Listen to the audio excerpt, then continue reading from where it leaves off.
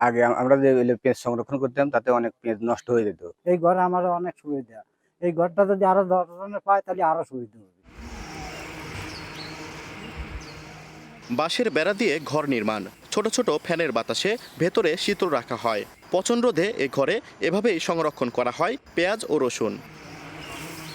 কৃষক পর্যায়ে পেঁয়াজ ও রসুন সংরক্ষণ পদ্ধতি আধুনিকায়ন এবং বিপণন কার্যক্রম উন্নয়ন প্রকল্পের আওতায় 2022-23 অর্থবছর থেকে শুরু হয়েছে দেশীয় পদ্ধতিতে মডেল ঘর তৈরির কার্যক্রম। পাবনার সুজানগর, সাথিয়া ও চাটমোহর অঞ্চলের শতাধিক কৃষক মডেল ঘরে পেঁয়াজ ও রসুন সংরক্ষণ করে পেয়েছেন সফলতা। আগে আমরা যে পেঁয়াজ সংরক্ষণ করতাম তাতে অনেক পেঁয়াজ নষ্ট হয়ে যেত। এই ঘরে তাপমাত্রা কম থাকে বা আলো বাতাস ঢোকে।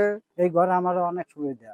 এই ঘরটা যদি আরো ১০ জনে পায় তাহলে আরো সুবিধা হবে। আলো বাতাস লাগতেছে, বাতাস ভিতর দিয়ে ঢুকে বাইরে দিয়ে বাড়ায় যাচ্ছে, এতে পেঁয়াজটা শুকনা থাকতেছে এবং পচার সম্ভাবনা কম থাকে। প্রতিটি মডেল ঘরে ভেন্টিলেশনের পর্যাপ্ত ব্যবস্থা থাকার কারণেই সংরক্ষিত পেঁয়াজ রসুন দীর্ঘদিন ধরে ভালো থাকে দাবি সংশ্লিষ্টদের। টিনের নিচে থার্মাল ইনসুলিন ব্যবহার করছি। থার্মাল ইনসুলিন থাকার কারণে হিটটাকে অনেকটা প্রোটেক্ট করে, যার কারণে পেঁয়াজ কিন্তু শীতল থাকে মোটামুটি। তাছাড়াও যতটুকু হিট আসে এটাকেও আবার মিনিমাইজ করার জন্য এখানে আমরা হাইগ্রোমিটার ইউজ করছি।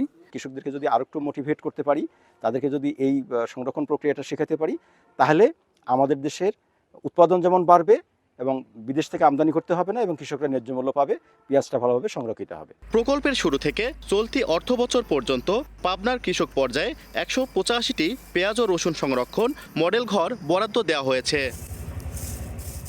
সবুজ মোল্লা, সময় সংবাদ, পাবনা।